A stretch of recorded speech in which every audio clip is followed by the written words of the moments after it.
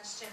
Did you write the ending intentionally to kind of throw people off that the second queen of Fillory is Julia? I know a number of people that didn't catch that she's the one that tells Quentin when he's like, oh, who brought the hedge witch? And she says, fuck you.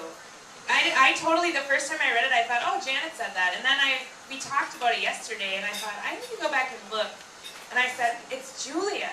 Like, will we hear more of her journey in the second book, or in the third, or whatever? But did you also write it intentionally to kind of throw people off a little bit? Or?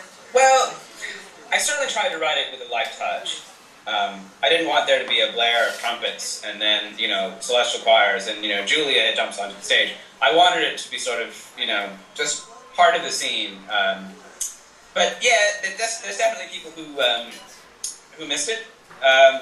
Weirdly enough, you try to get as many people to read it before it comes out as possible, so you can just sort of beta test that stuff. And that wasn't something that people caught on, but I get letters asking who that is, or what the fuck, or why are you such an idiot?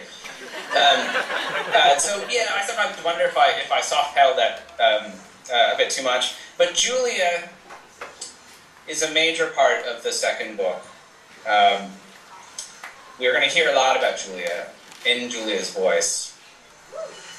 Perhaps I've said too much. But yes, we're going to go back in time and look at what happened to Julia while the others were off, getting their magical education and break those. And we'll find out how she ended up there.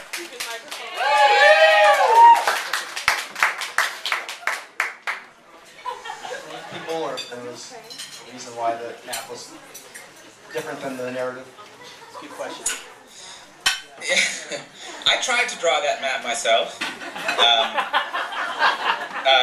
I worked on it with my daughter, who's 6, and by the end you couldn't tell what I had drawn and what she had drawn. It was that bad. So what I did was I gave my wife's ex-boyfriend a call because he happens to be an artist, and I said, Rolly, listen, you got to draw this shit for me because you know how to draw. And he did.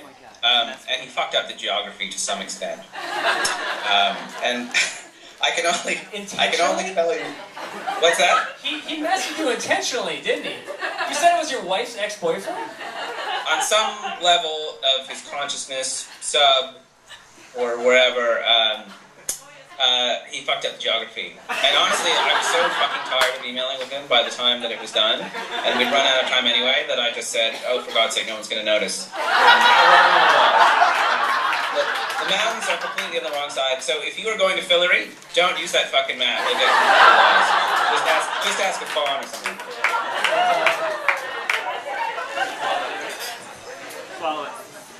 Hi, Lev. Thank you for being with us first. I have a question about there's a tradition almost in fantasy books of main characters being killed.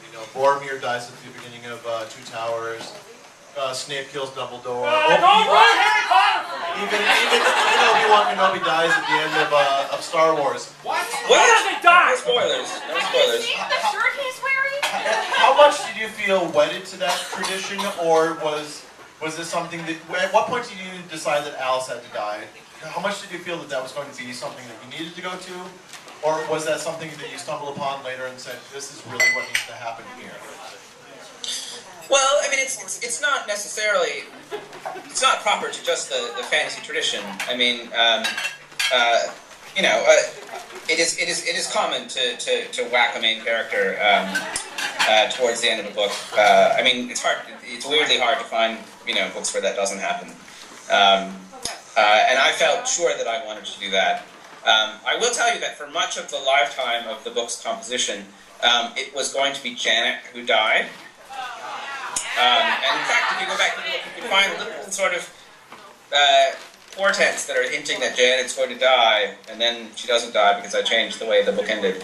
And the reason I changed it was that I found it intensely moving when Janet died, because she was sort of bitchy, but sort of cool, and you weren't really sure if she was good or bad, and then she kind of redeemed herself at the end. But you know what? It turns out that I'm the only living human being who actually likes Janet. And when she died, people who read it said, Thank God that bitch is gone. Maybe now she'll shut up. So it wasn't moving to people when Janet died the way I wanted it to be. So frankly, I changed it. I had Alice die instead because I needed to raise the stakes emotionally. That sounds really crass and calculating, but novels are just crass and calculating. It turns out.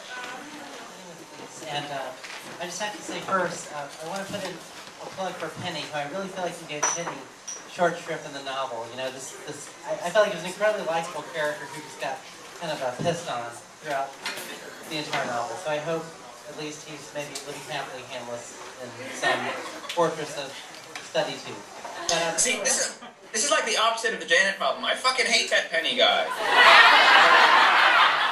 Sometimes people come and say they liked him, and I just think, oh my god. So who was it in when you were growing up? Clearly, Penny's an archetype for someone in your past who you just don't like. Somebody that was like really into knowledge for knowledge's sake and had some kind of cliquish or cool or something. Why do you hate Penny? What is it about Penny that you want to hate? Get back on the couch, therapist couch. Feel free to lie down. Yeah, well, Penny's a complicated figure for me, and in the continuing spirit of excessive honesty, a lot of it was based on my brother, that twin brother that I mentioned. Who was also a writer and is a great guy who I love dearly. But we've had in some ways a difficult and rivalrous relationship over the years, and I transferred some of my frustration to Penny.